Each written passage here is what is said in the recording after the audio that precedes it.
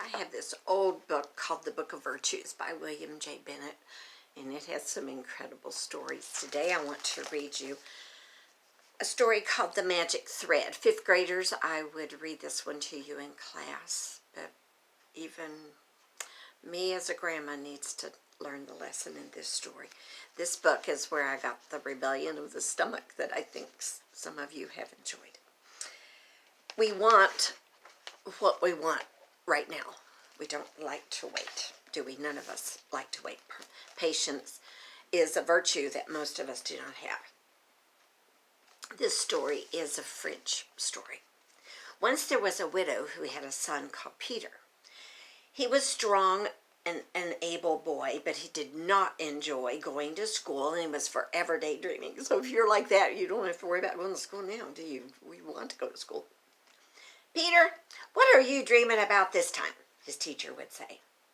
I'm thinking about what I'm going to be when I grow up, Peter would reply. Be patient, said the teacher. There's plenty of time for that. Being grown up isn't all fun, you know. But Peter found it hard to enjoy whatever he was doing at the moment, and he was always hankering for the next thing. In the winter, he longed for it to be summer. And in the summer, he looked forward to skating and sledding in warm fires of winter. At school, he would long for the day to be over so he could go home.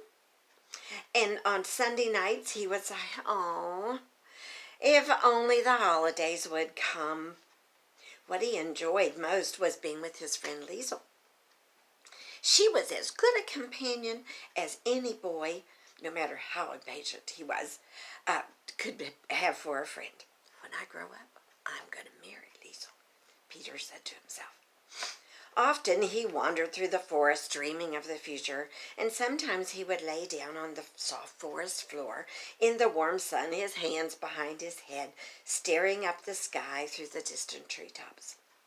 One hot afternoon, as he began to grow sleepy, he heard someone calling his name. He opened his eyes and sat up. Standing before him was an old woman. In her hand, she held a silver ball, from which dangled a silken golden thread. See what I have here, Peter? She said, offering the ball to him.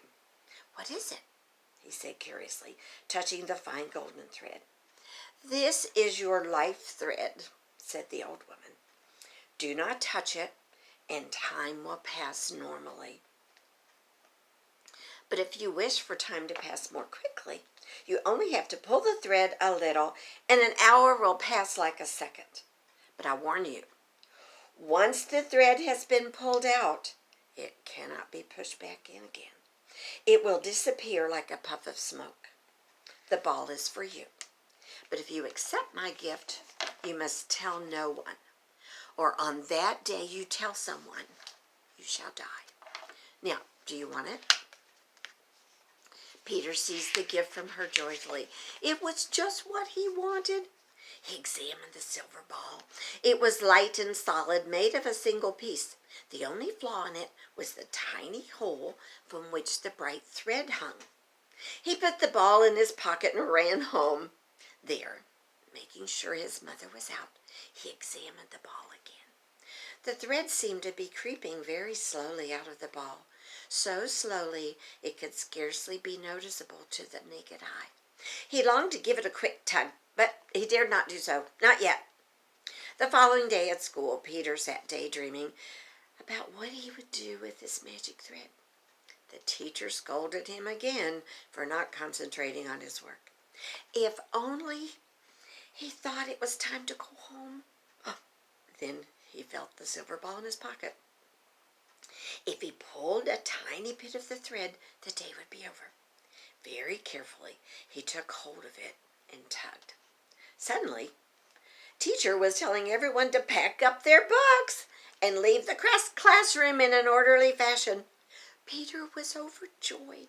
He ran all the way home. How easy his life was going to be from now on. All his troubles were over.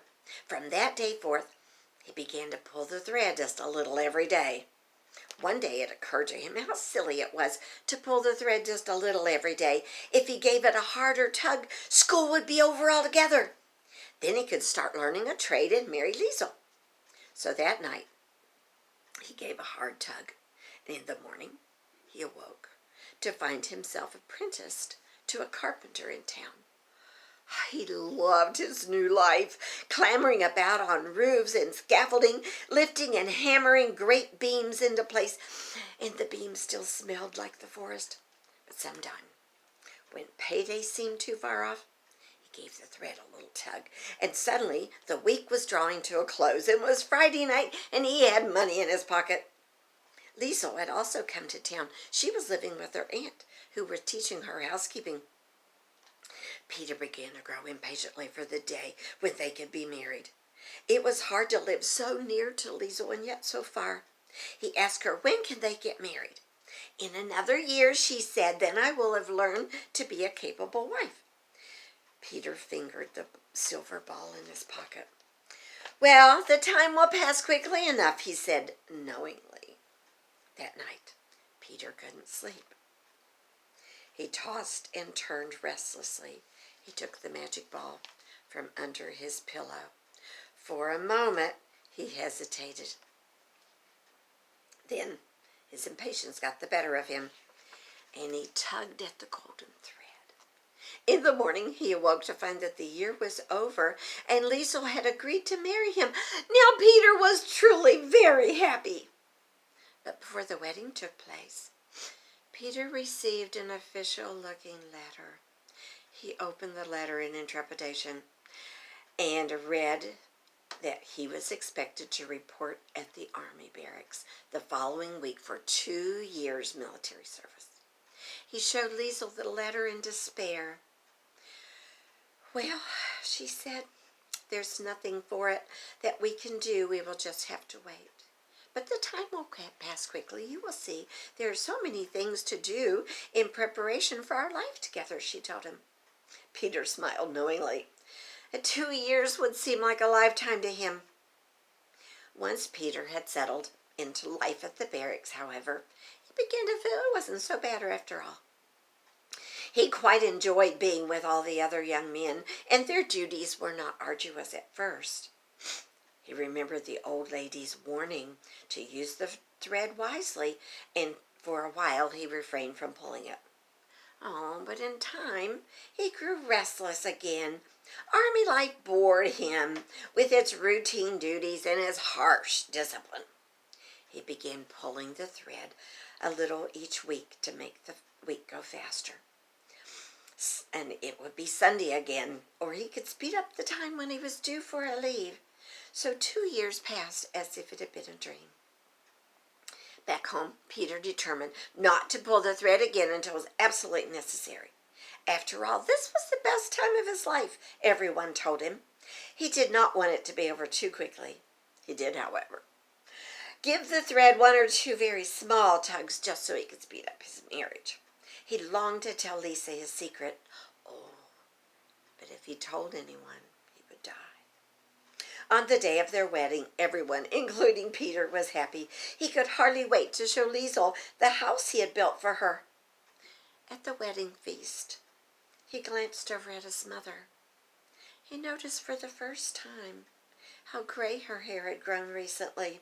She seemed to be aging very quickly. Peter felt a pang of guilt that he had pulled the thread so often. Henceforth, he would be much more sparing with it and only use it when it was strictly necessary. A few months later, Liesel announced she was going to have a child. Peter was overjoyed and could hardly wait to be a father. When the child was born, he felt he would never want anything again. But whenever the child was ill, or the baby cried through the restless, sleepless nights, he gave the thread a little tug, that the baby might be well and happy again. Times were hard. Business was bad. A government had come to power that squeezed the people dry with taxes and would tolerate no opposition. Anyone who became known as a troublemaker was thrown into prison without trial, and rumor was enough to condemn a man. Remember, this was in France. This was not in America. Peter had also been known as one to speak his mind, and very soon he was arrested and cast into jail. Luckily, he had his magic ball, and he tugged very hard at the thread. The prison walls dissolved before him, and his enemies were scattered in the huge explosion that burst forth like thunder. It was the war that had been threatening, but it was over very quickly, as a summer storm, leaving behind the war an exhausted peace. Peter found himself back home with his family, but now he was a middle-aged man. For a time things went well. Peter lived in relative contentment. One day, he looked at the magic ball to see, to his surprise, the thread had turned from gold to silver. He looked in the mirror. His hair was starting to turn gray, and his face was lined where before there had been no wrinkle to be seen. He suddenly felt afraid and determined not to use the thread at all, and to be very careful. Liesel bore more children. He seemed happy at the growing of his household. His stately manner made people think of him as a benevolent ruler. He had an air of authority about him, as if he held the fate of others in his hand.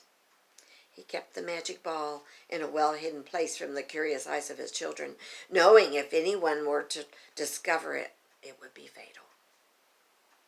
As the number of his children grew, so his house became more of a crowded. He would have to extend his house, but for that he needed money. He had other worries too. His mother was looking older and more tired every day. It was of no use to pull the magic thread. That would just hasten her approaching death. All too soon, Mother died. And as Peter stood at his graveside, he wondered how it was that life passed so quickly, even without pulling the magic thread. One night, Peter lay in his bed. He was kept awake by his worries. He thought how much easier life would be if his children were all grown up and launched on their careers in their life. He gave the thread a mighty tug, and the following day, he awoke to find his children had all left home for jobs in different parts of the country. He and his wife were left alone. His hair was almost white now, and often his back and his limbs ached as he climbed the ladder or lifted a heavy beam into place. Liesel was getting old too, and she often was ill. He couldn't bear to see Liesel suffer, so that more and more he resorted to pulling of the magic thread. But as soon as one trouble was solved, another seemed to grow in its place. Perhaps life would be easier if he retired, Peter thought. Then he would no longer have to clamber about on drafty, half-completed buildings, and he could look after Liesel when she was ill. The trouble was, he didn't have enough money to live on. He picked up his magic ball and looked at it. To his dismay, he saw that the thread was no longer silver but gray. He decided that he would go for a walk in the forest to think things over. It was a long time since he'd been in that part of the forest. The small saplings had grown into tall fir trees, and it was hard to find the path he had once known. Eventually, he came to a bench in the clearing. He sat down to rest and fell into a light doze. He was awakened by someone calling his name. Peter, Peter. He looked up and saw the old woman he had seen so many years ago, when she had given him the silver ball with its golden thread. She looked just as she had on that day, not a day older. She smiled at Peter. "So, Peter, have you had a good life?" she asked. "I'm not sure," Peter said. "Your magic ball is a wonderful thing. I've never had to suffer, never had to wait for anything in my life, and yet my life has passed so quickly. I feel that I've had no time to take in what has happened to me, neither the good things nor the bad. And now there is so little time left. I dare not pull the thread again for it will only bring me to my death. I do not think your gift has brought me luck." "How ungrateful you are," said the old woman. "In what way would you have wished things to be different?" "Perhaps if you'd given me a different ball, where I could push the thread back in, as well as pulling it out. Then I could relive the things that went badly." "Oh, you ask a great deal," she said. "Do you think God allows us to live our lives twice over? But I can grant you one final wish, you foolish, demanding man." "What is that?" "Choose," she said. Peter thought hard. At length he said, "I should like to live my life again, as if it were the first time, but without your magic ball. Then I will experience the bad things as well as the good, without cutting them short. And at least my life will not pass so swiftly and meaninglessly as a daydream." "So be it," said the old woman. "Give me back the ball." She stretched out her hand, and Peter placed the silver ball in it. Then he sat back, closed his eyes in exhaustion. When he awoke, he was in his own bed. His youthful mother was bending over him, shaking him gently. "Wake up, Peter. You're going to be late for school. You were sleeping like the dead." He looked up at her in surprise and relief. "I've had a terrible dream, Mother.